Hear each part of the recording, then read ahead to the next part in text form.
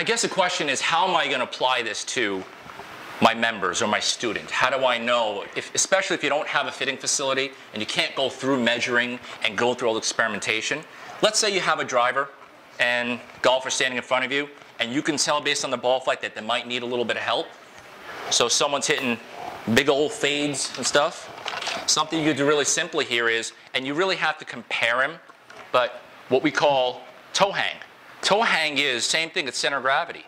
You can actually tell by the way that the driver hangs if it's draw bias or fade bias. It's very, very simple. You know, a lot of people do it with the putter. You know, people talk about face balance and toe hang. That's center of gravity, same thing where the shaft goes in.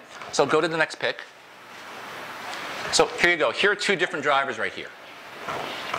So you've got a driver made by 14 and a pin K15. Anyone remember the K15? It's just barely out of, is Dave here? No? Dave's my ping runner. Okay, he's not here. Okay.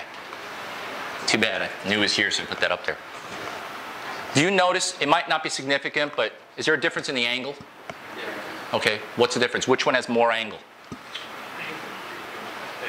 The penguin, right. Because this guy's got a ton of weight over there. So center of gravity. So what it does is, more draw bias drivers, they just have more angle. Fade bias drivers, they just hang more vertical. It's really simple.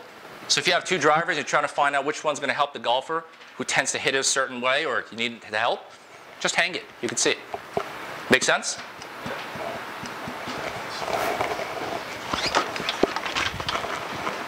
Okay.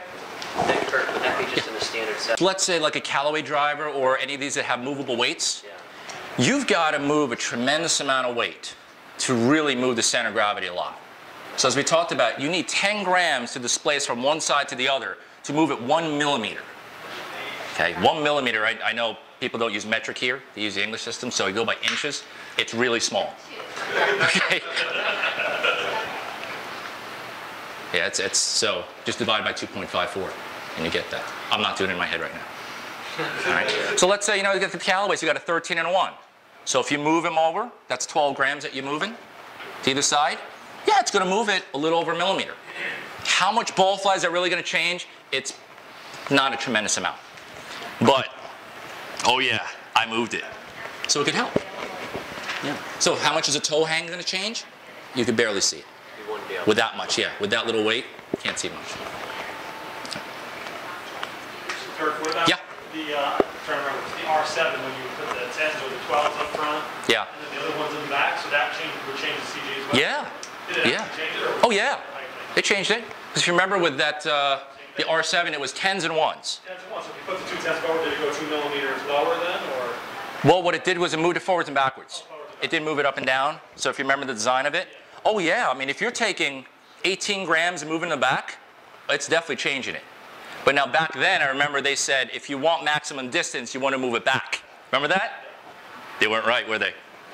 So everyone's learning. We're all learning, really. I mean, believe me, when Michael said I'm far from the smartest guy. It's just something that I really love to do, so I just spend more time with it, okay?